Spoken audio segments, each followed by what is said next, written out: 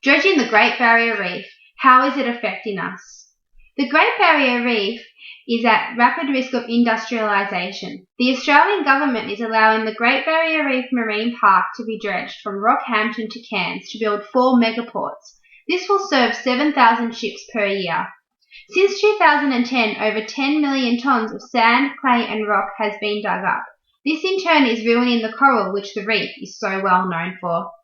Abbott Point is the sea in which most of the dredging is occurring. This port is being increased to 5 times already what it is to make it the largest shipping station in the Southern Hemisphere. The government, according to the Reef 2050 campaign, states that they are committed to banning dredging and to keep dumping of materials to an absolute minimum. Yet the government is still allowing dredging to occur inside the reef boundaries. Abbott Point lies in the Calais Valley wetlands. The wetlands contain many migratory bird species, including the painted snipe. This area is the most northern breeding area also for the black swan. In 2012, the government gave permission for 2 new coal terminals to be built.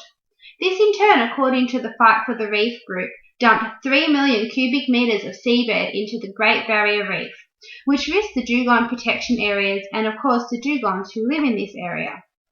This protection area is also located 8 kilometres away from the reef boundary, which dredging should no longer be occurring, as studies have shown that dredging on a few kilometres outside the boundary is having an effect on the reef ecosystem. Midway through this project, BHP, who were planning to buy the terminal, backed out of the project, taking it to a halt. This year, according to Mining Australia, the project has been passed on to another mining company and has now been restarted to begin as soon as possible.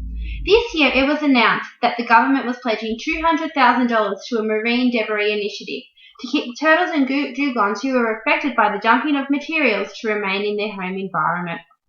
Currently, there is dredging occurring in the port of Townsville. This is occurring 10 kilometres off the coast again, just outside the dugong protection area, 8 kilometres from the tourist spot of Magnetic Island. The dredging is occurring in the Great Barrier Reef Marine Park.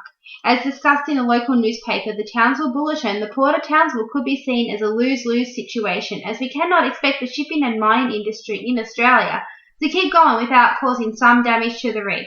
We as the population need to decide what is more important, a growing industry or saving the reef. Dudgeon Point was destined to be the next megaport, after $12 million of funding was invested.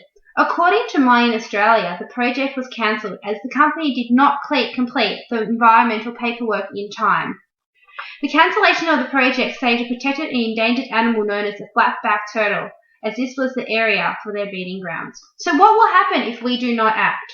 If we do not act, the government will continue to ignore our voice. Lobby groups such as Save the Reef are out there campaigning to save the reef for generations to come. We need to show this by signing the petition on their website to show the government we do not agree with them destroying a natural wonder of the world, which is meant to be protected. This, along with making ourselves aware of the situation happening, can help the reef industry survive.